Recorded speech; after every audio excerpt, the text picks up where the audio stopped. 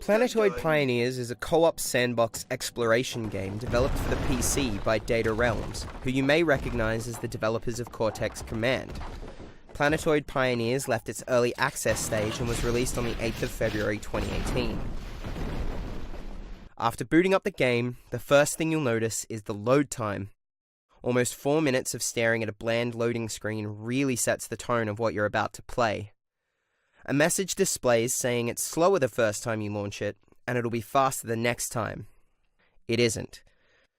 When it does finally load in, you're greeted with a pretty snazzy looking intro. An old man in his spacecraft ejects moments before it's destroyed and hurtles towards a planetoid, where he crashes down and the game begins. Planetoid Pioneers is a 2D side-scroller centered around various planetoids, which the player must explore to gather resources, find weapons, and build structures in order to progress. Doing this, however, is not an easy task, as the player's main enemy is the abysmal controls. The player character moves in such a terribly clumsy and haphazard way that normal locomotion is nothing but a fevered dream.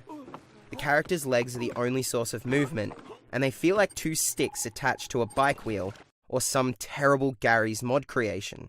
They struggle to move in any direction, and most of the time require the help of the character's hand to drag him along, only they can't if the player is holding something in them. The Steam store description mentions ridiculous physics fails, which implies that the terrible movement is intentional, with the attempt at creating humour with the old man tumbling around through caves and tripping over his own feet. It only served to aggravate me, impede progress, and make me want to stop playing the game. Support for the controller is also present, but doesn't make the game any easier or more bearable to play. The player is equipped with an atomizer, which breaks down various destructible objects into base components, which can be used to create weapons, paths around obstacles, and other various things. If the player attempts to gather more resources than they can carry, then a small rock of the material will be created behind the player, serving as another annoyance to climb around. Mirroring the atomizer is the constructor, a tool allowing the player to generate objects using the materials they've gathered. Blueprints are required from atomizing certain objects enough times. Rarer or more complicated objects require more of them to atomize, and vice versa.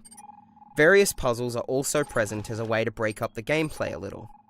They generally include creating objects to climb obstacles or traverse a gap, or finding certain items to fit into a hole. As of writing this review, one puzzle has been removed due to it being so poorly designed and unclear as of what to do, that many players either complained or simply quit the game. This does show that the developers are listening to the community, which is always a good sign. The player also has quite a variety of weapons to choose from: rifles, pistols, grenade launchers, and the like. While most of them just shoot, with variations in the damage and rate of fire, some special weapons exist for added effects. For example, a grenade launcher that freezes enemies. As Planetoid Pioneers serves as the successor to Cortex Command, it makes sense that the art style is a natural evolution.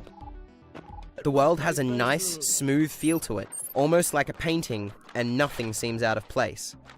The background parallax also fits nicely and is non-intrusive. Almost all the interactable items are clearly different from the background, although there were one or two that blended in a little too well. The UI is rather simplistic and uninspired, but there are worse things it could be. However, pausing the game actually zooms out on the entire planetoid, allowing you to see all of the underground tunnels and caves you've discovered, which is quite cool.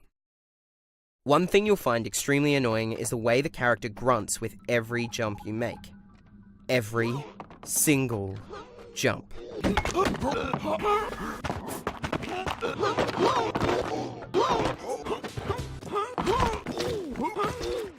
And there is a lot of jumping in this game. This got so aggravating I actually turned off the sound just to save my sanity.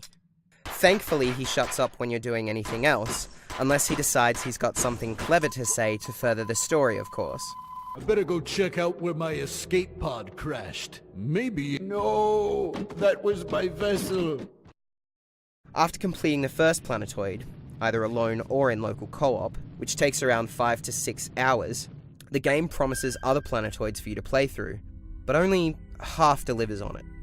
The other planetoids consist of terribly drab wave survival, an arena where you watch creatures fight, and a PvP arena, which mirrors classic PvP Flash games.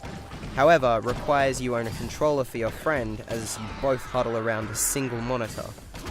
Instead of furthering the promised game, they merely serve as a showcase of what the engine can do, rather than more content.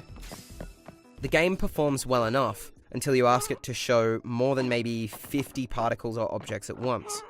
The frame rate takes a hit and the game slows down by about 20% while it takes time to think, making moving through an area with a lot of enemies or debris extremely slow and piling on the rage.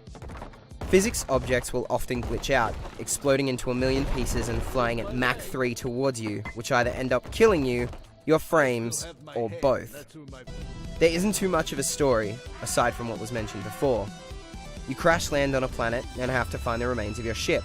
Once you find it, you're given the task of finding the debris of older, broken ships to build a blueprint of a new one to escape. This requires massive exploration of the planet's sprawling underground cave systems, where the player acquires new weapons, tools, and bodies to inhabit, should the previous one expire. After doing so, the player escapes the planet and is free to try the rest of the game. Planetoid Pioneers also includes a level editor, where players can alter the environment, add elements such as boxes, weapons, and resources, spawn enemies, add Steam Workshop content, and even create their own. Data Realms gives you the tools, you use them to create. Or, you can use it to cheat on the first Planetoid because you got bored, like I did. At the end of the day, Planetoid Pioneers lacks in all the wrong areas.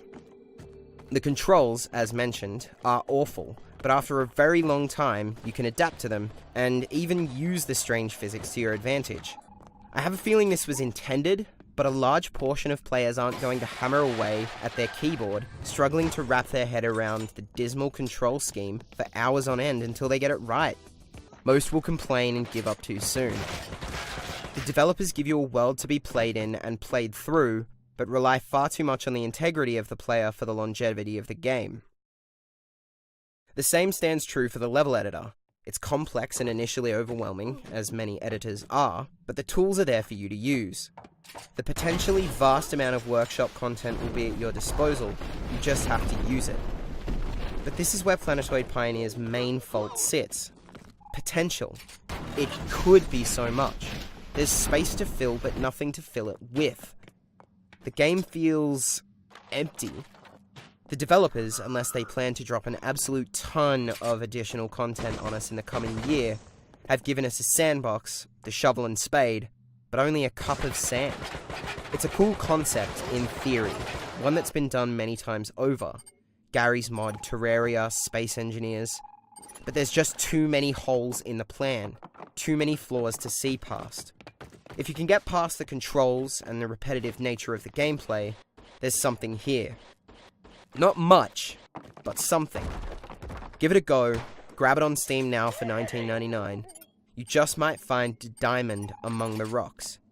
But for now, we give this game a 4 out of 10.